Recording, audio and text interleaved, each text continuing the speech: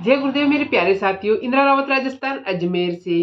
प्यारे साथियों, आज मैं आप लोगों के सामने कबीरदास जी का एक बहुत ही ज्ञानवर्धक दोहा लेके आई हूँ, जिसको कि कबीरदास जी अधिकतर अपने प्यारे बच्चों को सुनाया करते थे।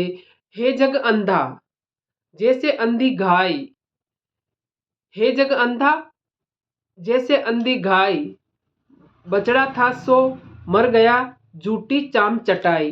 तो प्यारे साथियों, इसके अंदर कबीरदास जी हमें समझा रहे हैं कि ये पूरा संसार, ये पूरी जो दुनिया है, एक एक तरह से अंधी है, और जैसे अंधी गाय है उसके जैसे है कि जिस प्रकार एक अंधी गाय होती है, उसका बच्चा अगर मर जाता है तो उस गाय का जो मालिक होता है, वो उस गाय के बछड़े की जो चमड़ी होती है, उसके अंदर कुछ भूसा वूसा या कोई और चीज़ भर कर उस चमड़े से एक नया बच्चा बना देते हैं, क्योंकि बिना बच्चे के गाय दूध नहीं दे पाती है।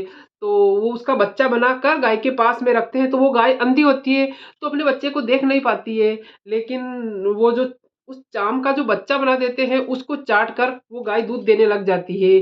तो कबीरदास जी हमें समझाना चाह रहे हैं कि ये दुनिया और ये जो संसार है, और ये संसार के लोग हैं, उस अंधी गाय की तरह ही है। तो क्योंकि ये बात मैं नहीं कह रही हूँ, या हर कोई आम आदमी नहीं कह रहा है, ये कबीरदास जी ने खुद कहा है कि ये दुनिया एक अंधी गाय के जैसे है, कि जो जिस प्रकार अंधी गाय को कुछ दिखाई नहीं देता है, और उस बछड़ा जो उसका था, उसकी चाम से कोई पुतला तैयार कर दिया और उसको चाट कर ही वो दूध देने लग जाती है।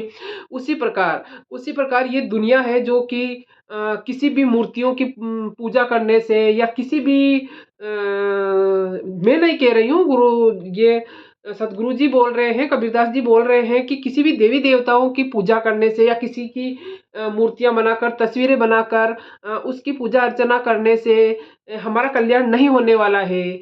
ये तो उस अंधी गाय के जैसे ही है कि हम भ्रम और भूल के अंदर जी रहे हैं। हमें अगर सच्चे ईश्वर की प्राप्ति करनी है, तो हमें एक सच्चाई का रास्ता अपनाना पड़ेगा, और सच्चाई का रास्ता हमें अपनाने के लिए किसी संत महात्मा की शरण में जाना पड़ेगा। और संत महात्मा जो हमें प्रवचन देते हैं, या जो हमें गूढ़ रहस्य बताते हैं, गुरु नाम का और दीक्षा जो हमें देते हैं, उसी का हम जाप करके ऐसी ऐसी सच्चाई हम जान सकते हैं, जिसको कि हर कोई जान नहीं सकता है। क्योंकि जब तक हम गुड़ को खाएंगे नहीं, तो हमें पता नहीं पड़ेगा कि गुड़ कितना मीठा होता है। तो उसी प्रकार जो सतगुरु जी हमें जो गुरु मंत्र देते हैं, उसी का जाप करने के बाद में उससे हमें जो सच्ची चीज प्राप्त होती है, यहाँ तक कि हम ईश्वर को भी साक्षात हम देख सकते हैं। तो वो होती है एक सच्चाई कि हम ईश्वर को देख सकते हैं। अगर हम मूर्ति पूजा करेंगे, या तस्वीरों के अंदर किसी भी मूर्ति बनाई हुई है, उस तस्वीरों की अपन पूजा करेंगे, तो हम भगवान को प्राप्त नहीं कर सकते हैं। भगवान को प्राप्त करने के लिए हमें किसी सिद्ध संत सतगुरु के शरण में जाना ही पड़ेगा। तो मेरे प्यारे भाइयों और बहनों, कबीरदास जी जो कि इतने सालों पहले हमें समझाने के लिए इस धरती पर आए थे, तो हमें उनकी जो बताई हुई जो शिक्षाएं हैं, उनको हमें ध्यान में लेने की जरूरत है। क्योंकि ये मैं और या कोई आम आदमी नहीं कह रहा है, ये संपूर्ण सदगुरु जी ने ये चीज कहा है कि तस्वीरों और मूर्ति पूजा से हमें कुछ भी प्राप्त होने वाला नहीं है।